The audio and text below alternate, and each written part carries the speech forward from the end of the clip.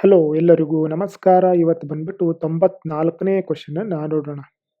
GPS aided geo augmented navigation Gagan uses a system of ground station to provide necessary augmentation. Which of the following statements is or are correct in respect of Gagan ಅಂತ ಹೇಳಿ ಕೇಳಿದ್ದಾರೆ.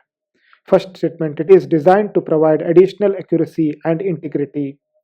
Second statement, it will allow more uniform and high quality air traffic management. Third statement, it will provide benefits only in aviation but not in other modes of transportation. Select the correct answer using the code given below.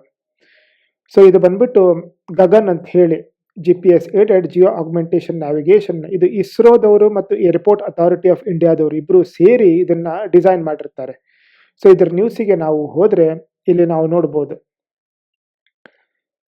ಇಸ್ರೋದವರು airport of authority of ಇಂಡಿಯಾದವರು ಸೇರಿ ಏನಕ್ಕೆ ಸಲುವಾಗಿ ಒಳ್ಳೆ ರೀತಿಯಲ್ಲಿ ಈಗ ಫ್ಲೈಟ್ಸ್ಗಳಿಗೆ ಏನು direction ಸಿಗಬೇಕು ಅಥವಾ ಅವುಗಳ ಟ್ರಾಫಿಕ್ ಮ್ಯಾನೇಜ್ಮೆಂಟ್ ಆಗಬೇಕು, ಅದರ ಸಲುವಾಗಿ ಇದನ್ನ ಡೆವಲಪ್ ಮಾಡಿದ್ದಾರೆ.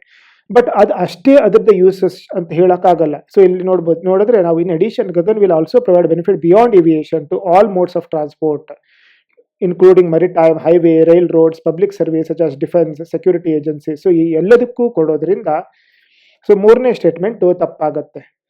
ಸೊ ಒಂದನೇ ಮತ್ತು ಎರಡನೇ ಸ್ಟೇಟ್ಮೆಂಟು ಕರೆಕ್ಟ್ ಇರುತ್ತೆ. ಸೊ ಆನ್ಸರ್ ಬಂದ್ಬಿಟ್ಟು ಡಿ ಆಗುತ್ತೆ.